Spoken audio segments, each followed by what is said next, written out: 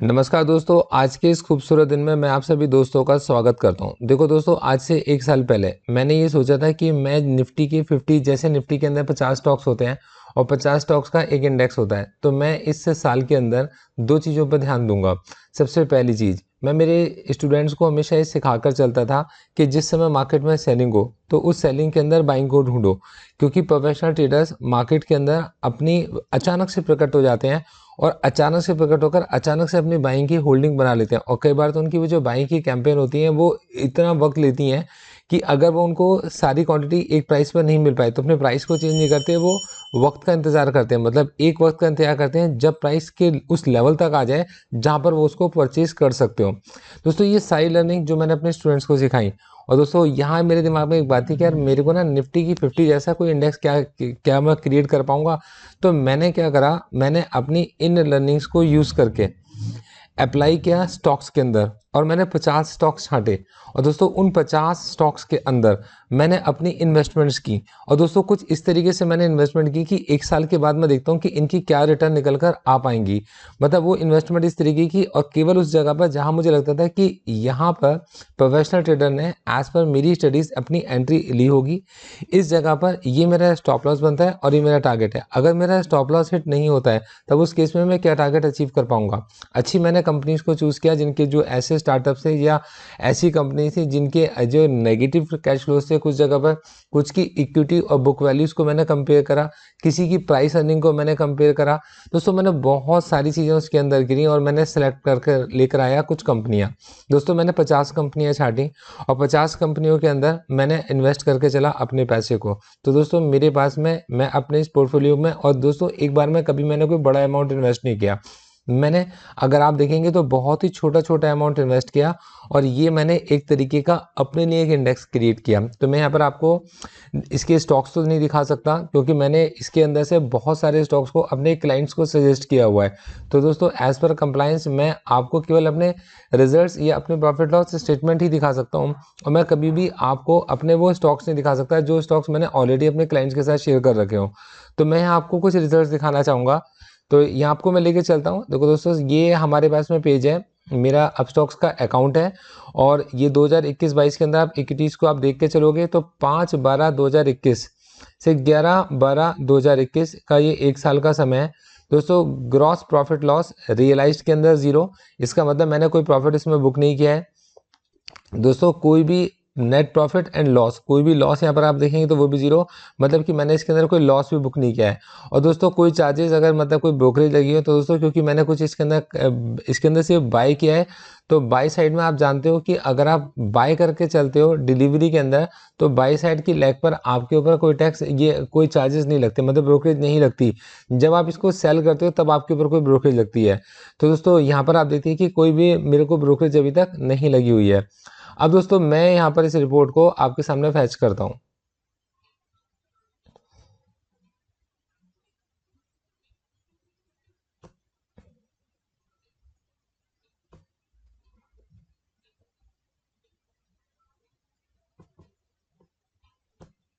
ये इसमें क्या प्रॉब्लम आई?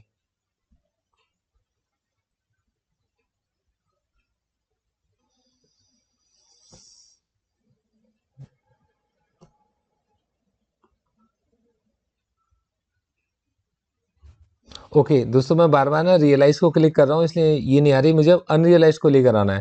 तो दोस्तों, मैं अनरियलाइज पे जाता हूँ और इस अनरियलाइज को जब मैं आपके साथ में लेके आऊँगा तो देखिए यहाँ मेरे पास में मेरा पोर्टफोलियो मुझे प्रॉफिट दे चुका है 1,01,623 रुपये का।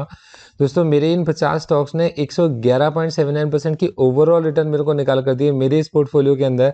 तो अब आप खुद सोच सकते हो कि एक ऐसा अमाउंट जो 100% अगर होता, तो अगर वो एक अमाउंट अगर अपना 100% इंटरेस्ट प्रॉफिट दे के चलता है तो 100 रुपये पे अगर आपने 100 रुपये का प्रॉफिट कमाया तो आप देखिए 100 रुपये पे 100% का प्रॉफिट मतलब 100 रुपये होता है। तो इसका मतलब ये अगर 1 लाख रुपए का पोर्टफोलियो मैंने क्रिएट किया होता तो दोस्तों 100% होता तो 1 लाख होता। दोस्तों ये 111% है। इसका मतलब ये जो वैल्यू है 1 लाख से भी कम है। मतलब इसके अंदर मेरी जो अमाउंट, जो इन्वेस्टमेंट है वो 7 से 8 हज़ार रुपये अप्रॉक्सीमेट 1 महीने की निकल कर आती है। ये अप्रॉक्सीमेट अगर आप देखे चलेंगे तो 80 से 85, 88 या 90 हज़ार रुपये मैंने 50 स्टॉक्स के अंदर इन्वेस्ट किए हैं। ये वो पैसे हैं और दोस्तों इन्होंने मेरे को ये रिटर्न निकाल कर दिए। अब मैं आपको दिखाता हूँ कि ये क्या ऐसा पॉसिबल है कि मतलब कि एक ही स्टॉक के अंदर ऐसी रिटर्न रही, सारे स्टॉक्स ने किस तरीके से मैं ऐसे मोशन दिखाए होंगे, क्योंकि मेरा मेथड तो सेम रहा। मेथड सेम रहा हिडन बाइंग को ढूंढने का। मेथड था कि हिडन बाइंग को ढूंढो, छोटे स्टॉप लॉस को देखो, और इनकेस अगर आपका स्टॉप लॉस हिट नहीं होता तो आपने स्टॉक को सही सेलेक्ट किया है और फिर आप स्टॉक्स के साथ साथ आप चल रहे हो। अब दोस्तों कुछ ऐसी भी जगह है जहाँ मेरा स्टॉप लॉस हिट हो सकता था, बट एक बात कह सकते हैं कि इन्वेस्टमेंट मेरी उसके अंदर कम थी, और दूसरा मैं अपने दिमाग के अंदर ये टारगेट रख के चल रहा था। देखो कि आने वाले वक्त में मैं ये दिखाऊंगा कि मैंने 50 स्टॉक्स को सेलेक्ट किया था और इन 50 स्टॉक्स के लिए मेरा डिसीजन कैसा रहा। दोस्तों मैं इसमें गलत भी हो सकता था, तो इसलिए मैंने उनको सेल नहीं किया। तो मैं आपको दिखाता हूँ कि किस तरीके की रिटर्न्स इन स्टॉक्स ने निकाल कर दिखाई है। तो दोस्तों आप देख सकते हैं 2001% की रिटर्न, 16% की रिटर्न, 28% की रिटर्न, 189% की रिटर्न, 12% की रिटर्न। नेगेटिव रिटर्न्स में 0% की रिटर्न। फिर दोस्तों 92% की रिटर्न, 284% की रिटर्न, और नेगेटिव रिटर्न्स में -2.99% की रिटर्न, -2.42% की रिटर्न। दोस्तों आगे देखते चले जाओ, कुछ ज़रूरी नहीं है कि हमेशा ऐसे ही होता ही है। दोस्तों फिर आप देखेंगे माइनस के 18% की रिटर्न है तो 1602% की रिटर्न भी है, 60% की रिटर्न है तो 0% की रिटर्न भी है, 116% की रिटर्न है तो 66% की रिटर्न भी है, 8.41% की रिटर्न है तो -2% की रिटर्न भी है, 4.32% की रिटर्न है तो 305% की रिटर्न भी है। और दोस्तों यहाँ मैं आपको आगे लेके आता हूँ तो माइनस के 31% की रिटर्न। दोस्तों यहाँ पर मेरे को अपना स्टॉप लॉस ले लेना चाहिए था, क्योंकि इतना ज़्यादा रिस्क मैं नहीं ले सकता था, पर मेरा अमाउंट कम था तो इसलिए मैंने इस रिस्क को मेंटेन रखा। क्योंकि मतलब मुझे ऐसा लगता था कि आने वाले वक्त में यार ये स्टॉक तो मैंने अच्छा चूज़ किया है, सही जगह पे चूज़ किया है, इन्वेस्टमेंट मेरी कम है। दोस्तों 21% की रिटर्न, 76% की रिटर्न, 40% की रिटर्न, माइनस के 12% की रिटर्न, और दोस्तों 2942% की रिटर्न, और दोस्तों 5% की रिटर्न, और यहाँ आपके पास में 0% की रिटर्न। मतलब ये स्टॉक तो बस अभी यहाँ पर समझिए ऐड ही करा होगा हम लोगों ने, और या उसी प्राइस के आसपास चल रहा होगा या घूमकर वापस नीचे आ गया होगा। दोस्तों 69.38% की रिटर्न, माइनस के 3.57% की रिटर्न, 22.92% की रिटर्न, माइनस के 3% की रिटर्न, माइनस के 58% की रिटर्न, माइनस के 8% अप्रॉक्स की रिटर्न, और दोस्तों ये 5125% की रिटर्न, और ये 36% की रिटर्न।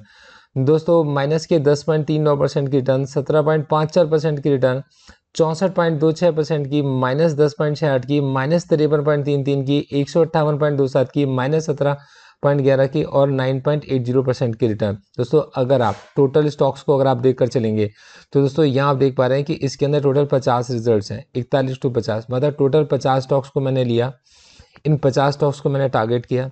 इन 50 स्टॉक्स के अंदर मैंने उस जगह पर अपनी स्मॉल इन्वेस्टमेंट करके चला। जैसे कि मेरे गुल्लक के आइडियाज़ हैं कि मैंने एक वीक के अंदर कुछ पैसा सेव किया, उस पैसे को सेव करके मैंने मंडे को जाकर इन्वेस्ट कर दिया, फिर मैंने कुछ पैसा सेव किया और फिर मैंने इन्वेस्ट कर दिया। इन्वेस्ट मैंने उन स्टॉक्स के अंदर करा और उस समय पर करा जहां मुझे लगता है कि प्रोफेशनल बायर्स ने अपनी एंट्री ली होगी, जैसा कि मैंने आप लोगों को सिखाया होता है। देखो दोस्तों, कोई भी पोर्टफोलियो इस बात की गारंटी नहीं देता कि ये आने वाले वक्त में और भी ज़्यादा अच्छे रिटर्न निकाल कर दिखा सकता है। क्योंकि अगर मैं इतना ही काबिल होता, अगर मैं इतना ही समझदार होता, तो मैं 50 स्टॉक्स खरीदकर अपने पोर्टफोलियोज को डाइवर्सिफाई नहीं कर रहा होता। दोस्तों मैं इसमें से हर स्टॉक के अंदर मेरी रिटर्न 2-2, 3-3 हज़ार की % की रिटर्न निकल कर आ रही होती। दोस्तों ऐसा कभी भी नहीं होता कि मतलब ना कि मैं और स्टॉक्स में जाता और एक ही स्टॉक मुझे इतना अच्छा मिल जाता तो मैं सारा पैसा उसी के अंदर इन्वेस्ट कर देता और वही स्टॉक मेरे को बहुत ऊपर लेकर चला जाता। पर दोस्तों मेरे कुछ कंडीशंस हैं जिनको मैं हमेशा फॉलो करके चलता हूँ और मैं उम्मीद करके चलता हूँ कि इस वीडियो में आप ये सीख पाओगे। सबसे पहली बात, आप इस चीज़ को हमेशा समझ के चलो कि मार्केट के अंदर मार्केट पार्टिसिपेंट्स निवेश करके चलते हैं आने वाले वक्त के लिए। मतलब कभी भी किसी बड़े इन्वेस्टर को देखोगे तो उसकी सोच आज की नहीं, उसकी सोच हमेशा आगे की होती है। मैं अपने इस वीडियोस के जरिए ये संदेश आपको देना चाहता हूँ और ये मैं आपको प्रूव करके दिखा पाया हूँ। दोस्तों कोई भी इन्वेस्टर हमेशा एक अट्रैक्टिव प्राइस पर ही जाकर बाय करके चलता है। मतलब उसका बाय प्राइस बिल्कुल फिक्स होता है। वो अपने उस प्राइस के मतलब देखिए उस प्राइस का वेट करता है, और जब उसको प्राइस मिलता है तब वो जाकर अपनी एंट्री लेता है। दोस्तों अगली चीज़, होल्डिंग अगर कभी भी बनती है तो होल्डिंग कभी भी एक बार में नहीं बनती। होल्डिंग बनाने के लिए आपको पैसा ऐसा बचाना आना चाहिए और पैसा आपको धीरे धीरे इन्वेस्ट करना आना चाहिए, बिल्कुल गुल्लक के फॉर्मेट में। ये मेरी तीसरी बात है। दोस्तों चौथी बात है, स्टॉप लॉस हमारे लिए फेवर में जाता है। तो अगर आप स्टॉप लॉस, आपको लगता है कि आप स्टॉप लॉस नहीं लेना चाहते हो, तो आप अपनी इन्वेस्टमेंट का अमाउंट छोटा रखो। इन्वेस्टमेंट का अमाउंट छोटा रखोगे तो क्या होगा कि अगर वो स्टॉक कुछ समय नेगेटिव में जाएगा भी, तो वापस जब कभी वो अपने रन में आएगा, अपना मोमेंटम गेन करेगा, तब उस स्टॉक के अंदर एक पोजीशन को ऐड करने से उसका एवरेज हो जाता है। और यहाँ पर हम लोग समझ पाते हैं कि मतलब कि इस तरीके से का जो मेथड है, ये मेथड मार्केट के अंदर काम करता है, बहुत सारे प्रोफेशनल ट्रेडर्स के लिए काम करता है। इसको आपको एक एग्जाम्पल से बताता हूँ। एक स्टॉक 1,000 रुपये का स्टॉक है, मान लीजिए उस स्टॉक के अंदर एक 20% का चेंज आता है, तो वो 20% आपके पास में प्लस चेंज भी आ सकता है, मतलब 200 रुपये ऊपर भी आ सकता है, और वो 20% का नेगेटिव चेंज भी आ सकता है, मतलब वो 20% नीचे, मतलब 200 रुपये नीचे भी जा सकता है। अब उस कंडीशन में 200 रुपये नीचे जाएगा तो वो 800 रुपये का स्टॉक हो जाएगा। तो अब आप इसको ऐसे समझो, आप ये तो सोच के चलते हो कि वो 1000 से 1200 का हो जाएगा, पर मैं ये सोच के चलता हूँ कि नीचे कितना हो सकता है। तो हमेशा बॉटम को देखो कि बॉटम में कितना नुकसान है, अगर नुकसान होगा तो नुकसान कितना होगा। 1000 रुपए की चीज 800 रुपये हो सकती है, तो यार 1000 की चीज अगर 800 हो सकती है, मेरी बात को बहुत ध्यान से समझना, तो क्यों ना मैं उसके अंदर केवल 10 रुपए का नुकसान उठाऊं। अगर मैं 10 रुपए का स्टॉप लॉस उसके अंदर लेकर चलूंगा, तो यार 1000 रुपए की चीज के अंदर 10 रुपए का स्टॉप लॉस, मेरे भाई 1% का स्टॉप लॉस बनता है। तो मैंने अपने टोटल वैल्यू का 1% का स्टॉप लॉस लिया, 1000 रुपए के अंदर 10 रुपए का स्टॉप लॉस मैंने लिया। 10 रुपए का स्टॉप लॉस तुरंत हिट हो जाता है, पर मेरे भाई जैसे 10 का स्टॉप लॉस हिट हो जाता है, तो स्टॉप लॉस तो 50 पॉइंट का बीट हो जाता है, तो स्टॉप लॉस तो 60 पॉइंट का बीट हो जाता है, ऐसे ही स्टॉप लॉस 100 पॉइंट का बीट हो जाता है। और दोस्तों इसी तरीके से कोई नीचे गिरता है स्टॉक, कितना भी नीचे आ सकता है। ये नहीं कि आज वो सस्ता मिल रहा है तो इसको ले लो, ऐसा नहीं है। तो दोस्तों यहाँ पर हमें ना रूल्स को फॉलो करना पड़ता है अपने। तो 100 से अगर वो नीचे गिरा, तो जैसे ही वो नीचे गया तो कितना भी नीचे गिर सकता है। 10 रुपए का स्टॉप लॉस मतलब 10 रुपए का स्टॉप लॉस ले लो। तो ऐसे 10 रुपए के हम 20 स्टॉप लॉस ले सकते हैं, अगर हम ये मान के चल रहे हैं कि ये ऐसा 20 बार करेगा। आपको 20 स्टॉप लॉस खाने के लिए उसको इतनी बड़ी मूवमेंट 20 बार करनी पड़ेगी। 1000 रुपए से 10 रुपए नीचे गिरा, नीचे वो कहीं भी आ सकता है, वापस आता है आपके रेट पर। आपने 1000 रुपए का प्राइस सोच रखा था कि मैं से 1000 रुपए बाय करूंगा, आपके अकॉर्डिंग यही प्रोफेशनल वैल्यूज है, आपको यही लगता है कि यही सही रेट है और आपको यही लेवल लगता है। तो अगर 1000 रुपए पर वो वापस आता है, हमने दोबारा एंट्री ले ली और फिर से 10 रुपए का स्टॉप लॉस लगा लिया, एक और बार उसने स्टॉप लॉस खा लिया, ऐसा वो 10 बार खा सकता है। अगर वो पहले 200 रुपये नीचे गिर जाता और मैं 800 रुपये पर उसको बुक अपना लॉस बुक करता, तो वापस अगर वो 1000 पर आता, तो क्या मैं उसको खरीदने के लायक बनता? मेरे को लगता है कि मैं नहीं बनता। तो हो सकता है आपके अपने अपने सोच होगी। तो मैं क्या करता हूँ, मैं अपना रेट फिक्स रखता हूँ, अपनी क्वांटिटी फिक्स रखता हूँ, अपनी इन्वेस्टमेंट बिल्कुल फिक्स रखता हूँ, और वो हमेशा इतनी छोटी रखता हूँ कि अगर उसका नुकसान मेरे को हो भी जाए तो कोई मुझे बड़ा नुकसान ना हो और मेरे पोर्टफोलियो पे बड़ा फर्क ना पड़ता हो। मैं अपने पोर्टफोलियोज को डाइवर्सिफाई करके चलता हूँ, क्योंकि मुझे ये नहीं पता आपके पास में, मेरे पास एक मेथड है। मैं अपने उस मेथड से स्टॉक्स को देखता हूँ, मैं अपने उस मेथड से ये देख कर चलता हूँ कि इस स्टॉक के अंदर एक मोमेंटम आ सकता है। उस मेथड से प्रोफेशनल ट्रेडर्स भी शायद मार्केट के अंदर अपनी वैल्यूज को क्रिएट करते होंगे और अपनी इन्वेस्टमेंट को बनाकर चलते होंगे। मैंने भी अपने कुछ सेट ऑफ रूल्स बना रखे हैं और मैं अपने उन सेट ऑफ रूल्स को अपने स्टूडेंट्स को सिखाता भी हूँ, सिखाए भी हैं मैंने हमेशा। और मैंने उन्हीं से हमेशा कहा है कि मेरे इन रूल्स के हिसाब से जाओ, मार्केट में जाकर पिछले 6 महीने का डेटा निकाल लो और ढूंढो किस जगह पर आपको मिला सिग्नल। जहां आपको सिग्नल मिला, आपका स्टॉप लॉस क्या था, ये स्टॉप लॉस था। अब आप देखो क्या आपको कंफर्मेशन मिली। अगर आपको कंफर्मेशन मिली, तब आप बताओ कि अगर आपने एंट्री ली होती तो आपका कितना लॉस रहा होता और कितना इसके अंदर आपको प्रॉफिट रहा होता।